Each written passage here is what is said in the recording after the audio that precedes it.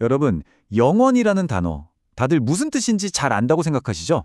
뭐 끝없이 이어지는 시간, 무한함 이런 거잖아요. 근데요, 만약에 우리가 아는 그 생각이 완전히 틀렸다면 어떨까요? 우리가 영원이라는 개념을 처음부터 잘못 이해하고 있었던 거라면요? 오늘은 바로 이 영원이라는 개념을 아주 뿌리부터 뒤흔드는 텍스트 하나를 같이 파헤쳐 보려고 합니다. 자, 그럼 바로 본론으로 들어가 볼게요. 이 질문부터 한번 생각해 보시죠. 영원이라는 게 정말 그냥 시간이 무한히 길다는 뜻일까요? 아마 대부분은 네, 그렇죠 라고 생각하실 거예요. 사실 저도 그랬거든요. 그런데 오늘 우리가 살펴볼 자료는요, 전혀 다른 이야기를 하고 있습니다. 이 모든 이야기의 출발점은 바로 한 신학 텍스트입니다. 이 자료는 영원이란 단어가 성경 원문에서는 원래 어떤 의미였는지, 또 고대 사람들은 시간을 어떻게 받는지를 추적하면서 우리가 생각지도 못했던 새로운 차원의 의미를 보여주거든요. 자, 그럼 그 여정을 한번 같이 따라가 볼까요? 네, 좋습니다. 본격적으로 한번 시작해 보죠. 이 새로운 해석의 열쇠는요, 놀랍게도 번역 과정에서 그만 희미해져 버린 고대 그리스어의 아주 미묘한 차이에 있습니다. 혹시 영원으로 번역될 수 있는 단어가 그리스어에 하나가 아니라 두 개나 있다는 거 알고 계셨나요? 첫 번째 단어 바로 아이언입니다. 품사는 명사고요. 이게 중요한데 이건 그냥 끝없는 시간이 아니라 시간의 한 덩어리를 의미해요. 그러니까 특정한 시대나 세대를 가리키는 말이죠. 예를 들어서 조선시대나 정보화 시대처럼 시작과 끝이 있는 구체적인 시간의 구획을 생각하시면 딱 맞습니다. 성경에서는 이걸 이 시대, 즉 현세와 오는 시대, 내세로 구분해서 쓰기도 하고요. 그리고 두 번째 단어가 바로 아이오니어스입니다. 이건 형용사예요. 그러니까 앞에 나온 명사, 아이온을 설명해주고 꾸며주는 말인 거죠. 아이온이라는 시대가 가진 성질이나 특성을 묘사하는 단어라고 보시면 됩니다. 그래서 그 시대에 속한이라는 뜻도 있고, 더 나아가면 그 시대의 본질적인 특성을 가진 같은 어떤 질적인 의미를 담고 있는 거죠. 자, 바로 이 두 단어의 관계가 모든 것의 핵심입니다. 여기 보시면 명확하죠? 아이온이 무엇, 즉 시대라는 실체를 딱 지정해서 말한다면 아이오니어스는 그것이 어떠한가, 그 시대의 성질이 어떤지를 설명하는 형용사라는 겁니다. 이 미묘하지만 정말 결정적인 차이, 이게 앞으로 나올 모든 이야기의 기초가 되니까요. 꼭 기억해 주세요. 자, 이제 언어 문제를 넘어서서 어쩌면 이 분석에서 가장 추상적이면서도 가장 중요한 부분으로 들어가 볼까 합니다.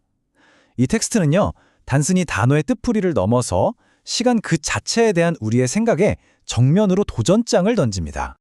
이 텍스트가 정말 도발적인 주장을 하나 하는데요. 뭐냐면 우리 인간의 경험 속에서는 사실 현재라는 게 존재하지 않는다는 거예요. 오직 끊임없이 쌓여가는 과거, 그리고 아직 오지 않은 미래만 있다는 거죠.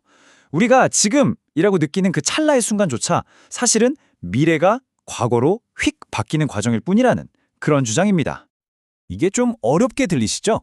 이 자료가 제시하는 시간 모델을 슬라이드 보면서 한번 차근차근 따라가 볼게요. 자, 먼저 1단계. 우리 경험 속에서 과거는 계속해서 미래를 집어삼키면서 커지죠. 어제가 오늘을, 오늘이 내일을 삼키는 것처럼요. 그럼 2단계. 미래는 어떻게 될까요? 당연히 과거한테 계속 먹히면서 점점 줄어들겠죠. 자, 그럼 3단계. 이 과정이 끝까지 가면 어떻게 될까요? 결국 미래가 전부 소모돼서 사라지는 순간이 오겠죠. 근데 한번 생각해 보세요. 과거라는 말은 미래가 있어야만 존재할 수 있는 거잖아요. 비교 대상이 없어졌으니 과거 역시 의미를 잃고 같이 사라져버립니다. 그럼 뭐가 남을까요? 바로 4단계. 과거도 미래도 없는 상태. 이 텍스트가 완성이라고 부르는 바로 그 상태만 남게 되는 겁니다. 그리고 마지막 5단계. 바로 이 완벽한 완성의 상태야말로 이 텍스트가 말하는 진짜 현재라는 거죠.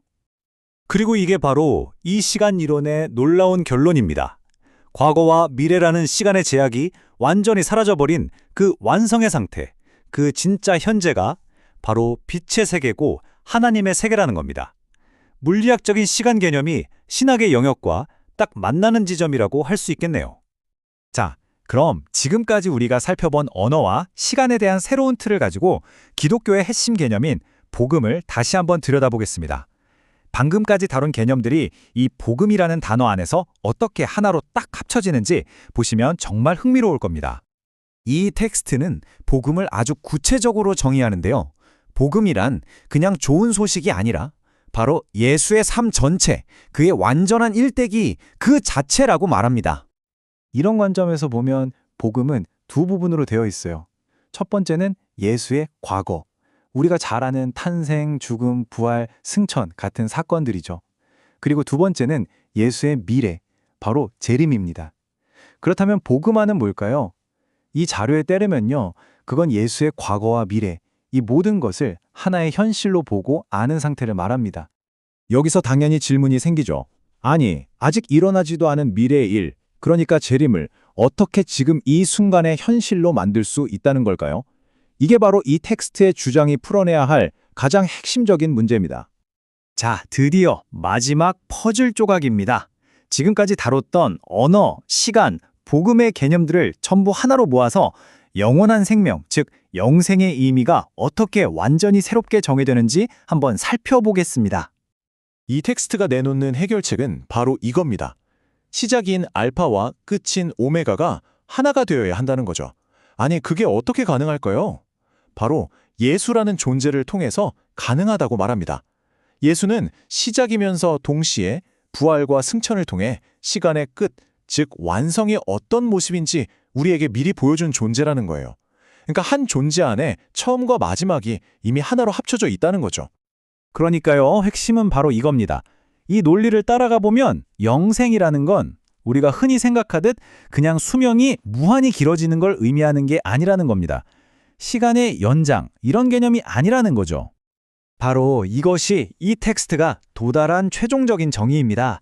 영생이란 시작과 끝을 동시에 품고 있는 그리스도와 하나가 됨으로써 과거와 미래의 구분이 사라진 완성의 상태, 즉 우리가 앞에서 봤던 그 진짜 현재에 참여하게 되는 존재의 상태를 의미한다는 겁니다. 이 주장을 뒷받침하기 위해 아주 유명한 성경 구절을 한번 보죠. 여기서 영생의 원문이 바로 아이오니오스 조에입니다. 우리가 앞에서 배운 형용사 아이오니오스가 생명을 뜻하는 조회를 꾸며주고 있죠.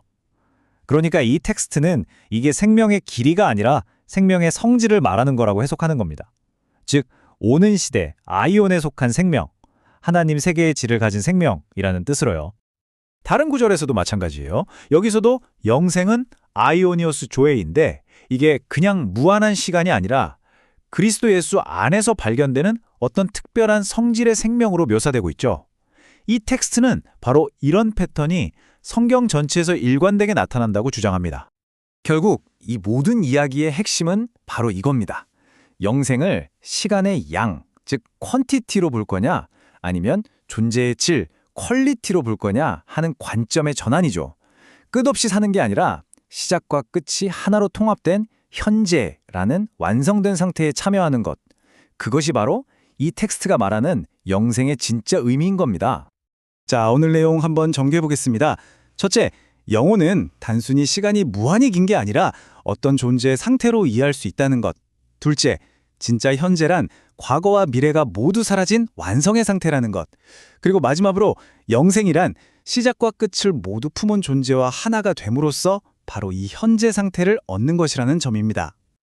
이 모든 것을 종합해 보면 우리는 마지막으로 이런 질문에 도달하게 됩니다. 만약 영생이 끝없이 긴 시간이 아니라 지금 여기서 경험할 수 있는 어떤 존재의 상태라면 과연 우리 삶에서 진정으로 현재에 머무른다는 것은 무엇을 의미할까요?